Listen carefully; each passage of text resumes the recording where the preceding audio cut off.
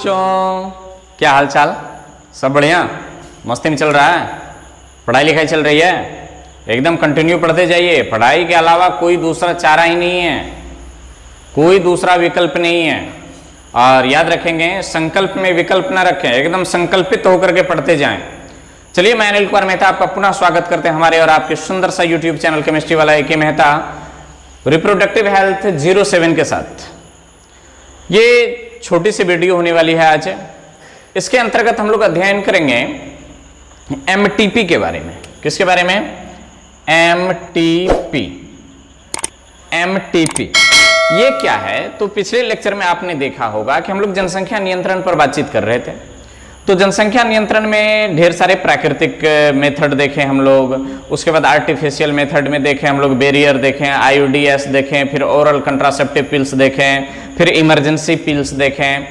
तो ये सब होने के बाद भी यदि क्या कहते हैं, इनकेस प्रेगनेंसी रह जाए, गर्भाधान हो जाए और दाम्पत्य जो पति पत्नी हैं वो ये प्रेगनेंसी ना चाहते हो, तो इस स्थिति में क्या करें? तो इसके लिए भी एक उपाय अभी भी बची हुई है, उपाय बची हुई है, जिसको हम लोग क्या कहते हैं? एमटीपी कहते हैं। इसका मतलब होता है मेडिकल टर्मिनेशन ऑफ प्रेगनेंसी। एक बार देख लें, फ्रेश आ रही है। तो मेडिकल टर्मिनेशन ऑफ प्रेगनेंसी उसको हम लोग कहते हैं। मतलब क्या होता है? चिकित्सीय गर्भ समापन। हिंदी क्या होता है? चिकित्सीय गर्भ समापन। इसका मतलब हो गया चिकित्सीय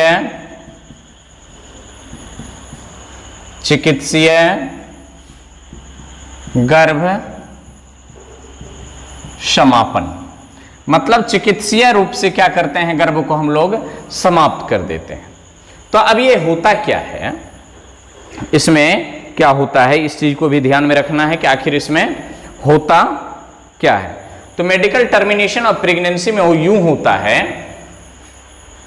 कि चिकित्सक के उपस्थिति में, आप लिख भी सकते हैं मेडिकल टर्मिनेशन ऑफ प्रेगनेंसी क्या होता है, चिकित्सीय गर्भ समापन क्या होता है।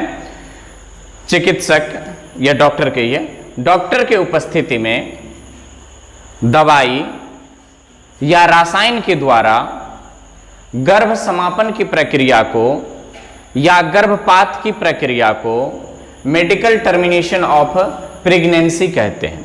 एक बार फिर सुन लें। चिकित्सक के उपस्थिति में या चिकित्सक के संरक्षण में, डॉक्टर के संरक्षण में दवाई या रसायन के द्वारा गर्भ समापन की प्रक्रिया को एमटीपी कहते हैं, मेडिकल टर्मिनेशन ऑफ प्रेगनेंसी कहते हैं।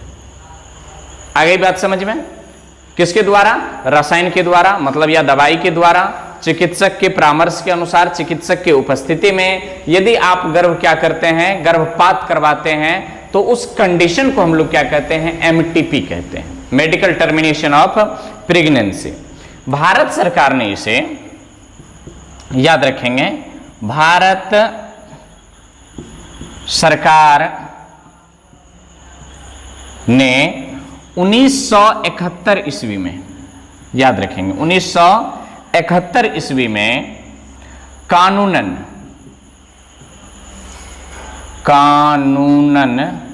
कानूनी रूप से एमटीपी को सशर्त मान्यता दी। सशर्त मान्यता दिया है। भारत सरकार ने 1971 ईस्वी में कानूनी रूप से एमटीपी को सशर्त मान्यता दिया। मतलब इसके शर्त हैं। क्या हैं? इनके शर्त हैं। ये शर्त क्या है? शर्त क्या है? नंबर एक शर्त है कि दाम्पत्य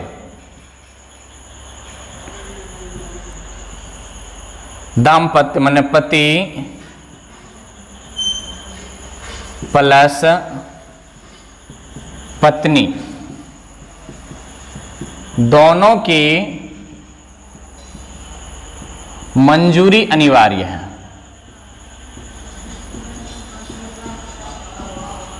पति और पत्नी दोनों चाहते हो कि गर्भ समापन हो, पति प्लस पत्नी दोनों की मंजूरी क्या है, आवश्यक है। दूसरा शर्त क्या रखा उन्होंने कि एमटीपी बिना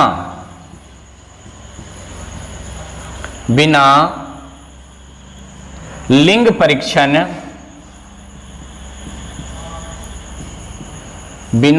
परीक्षण का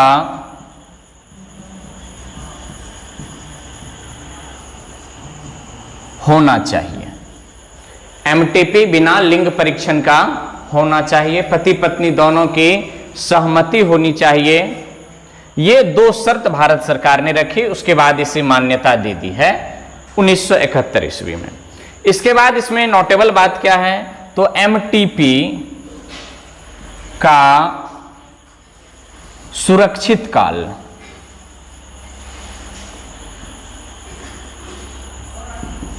एमटीपी का सुरक्षित काल तो 12 सप्ताह के अंदर ही एमटीपी होना चाहिए। 12 सप्ताह के अंदर ही एमटीपी होना चाहिए, मतलब ये सुरक्षित काल है। यदि आप गर्भाधान हैं, अल्ट्रासोनिक के माध्यम से आपके एज पता चलता है कि गर्भ में पल रहे बच्चे कितने वीक के हैं। यदि वो 12 सप्ताह से ज्यादा के हो जाते हैं, मतलब 3 महीना 90 दिन से अधिक के हो जाते हैं, तो उसका एमटीपी होना बच्चा को तो आप नष्ट कर ही रहे हैं, जच्चा के लिए मतलब पत्नी के लिए, उस स्त्री के लिए खतरनाक साबित हो सकता है। इस स्थिति में उस स्त्री की जान भी जा सकती है। यदि आप 12 सप्ताह के बाद एमटीपी का डिसीजन लेते हैं, तो ये सुरक्षित काल कितना है, 12 सप्ताह। तो एमटीपी का सुरक्षित काल 12 सप्ताह, ये अंतिम उपाय है। यदि आप बच्चे पैदा नहीं करना चाहते हैं, फिर भी प्रेग्नेंट हो गए हैं, तो ये अंतिम उपाय है कि पति पत्नी दोनों की मंजूरी से क्या किया जाए कि प्रेगनेंसी को टर्मिनेशन करवाया जाए।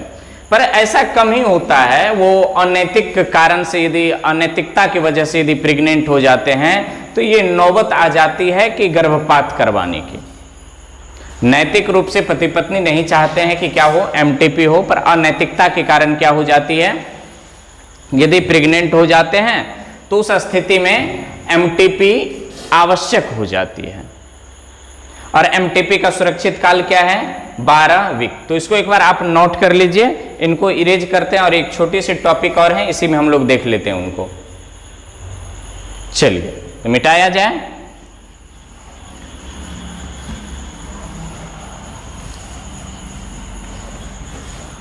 तो भारत सरकार ने 1971 ईस्वी में, इसे डाटा देख ले एक बार फिर, 1971 ईस्वी में क्या किया कि सशर्त इसको मंजूरी दी थी। किसने, भारत सरकार ने। अब इसके बाद आता है एक चीज है कि इससे पहले भी हम लोग चर्चा कर चुके हैं, एमनियोसेंटेसिस। एमनियोसेंटेसिस, ठीक, एमनियोसेंटेसिस, इस पर एक बार चर्चा हो चुकी है। एमनियोसेंटेसिस क्या है, तो यह एक तकनीकी है, यह एक क्या है, तकनीकी है। तो एक बार आप इनकी हेडिंग देकर के इनका डेफिनेशन लिख लीजिए, फिर इनको मैं समझा रहा हूं क्या होता है। तो वैसी तकनीकी जिसके द्वारा गर्भ में पल रहे बच्चे, जिसके द्वारा गर्भ में पल रहे बच्चे में अनुवांशिकी, असाध्य, जन्मजात आदि रोगों का अध्ययन किया जाता है, उसे एमनियोसेंटेसिस कहते हैं। एक बार फिर, वैसी तकनीकी जिसके द्वारा गर्भ में पल रहे बच्चे के जन्म से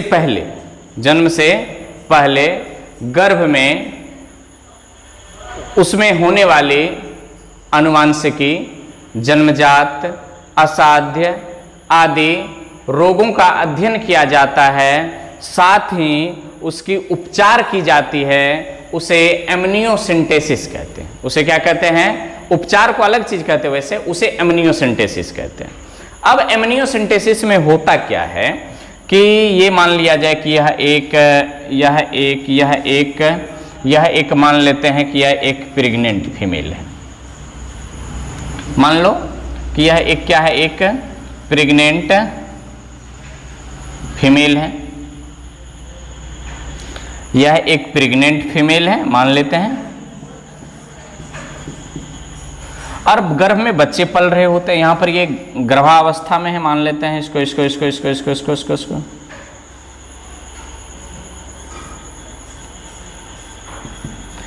और यहां पर ये बच्चे पल रहे होते हैं।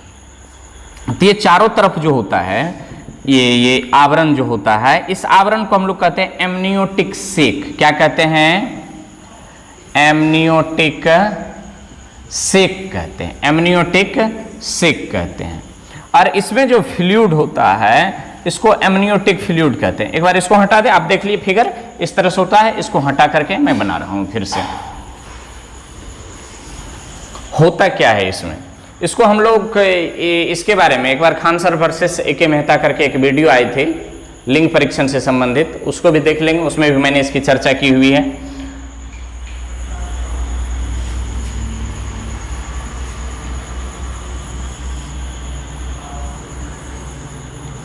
अब यहां पर क्या होता है कि इसमें भ्रूण होता है मान लेते हैं ये,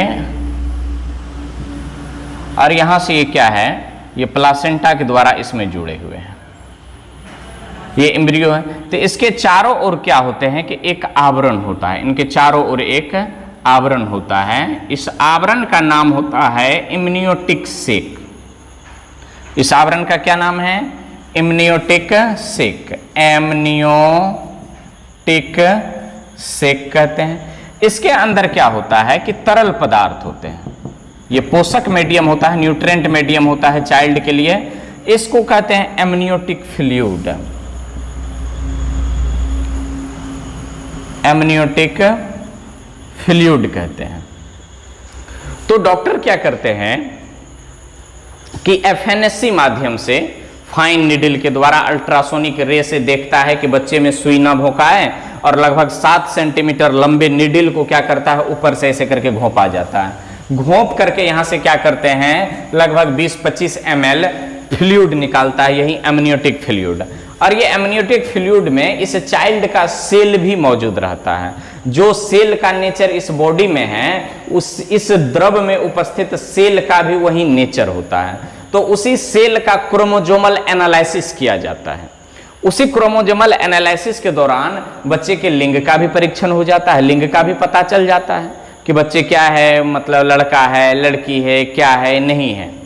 तो उसको भी कहते हैं लिंग परीक्षण। तो एमनियोटिक फ्लूइड यहां से खींचा जाता है, और फिर उसका क्रोमोजोमल एनालिसिस करते हैं, पेडिग्री एनालिसिस करता है, और फिर जाकर के पता करता है कि बच्चे में होने वाले रोग है या फिर नहीं है। तो आजकल क्या हो रहा है? तो एमनियोटिक सिंथेसिस का मिसयूज हो रहा है। नोट में लिखेंगे आजकल एमनियोटिक सिंथेसिस का मिसयूज लिंग परीक्षण के रूप में होता है। आजकल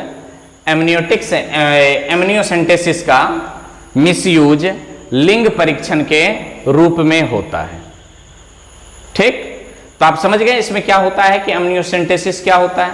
इसके बाद आ जाता है जब हम लोग क्या करते हैं कि गर्भस्थ बच्चे का जांच पड़ताल करते हैं कि बच्चे स्वस्थ है कि नहीं है। तो इस कंडीशन को कहते हैं प्री इम्प्लांटेशन डायग्नोस्टिक जेनेसिस। इसको हम लोग अभी नहीं देखेंगे। तो ये गर्भस्थ बच्चे के बारे में समझ गए। तो ये एमटीपी और एमनियोसिंथेसिस आपको कैसी लगी, समझ में आए या ना आए। एमनियोसिंथेसिस के बारे में पहले भी Khan sir versus A K. Mehta करके अब मैंने बता चुका है। तो आप पढ़ाई करते रहें। All the best.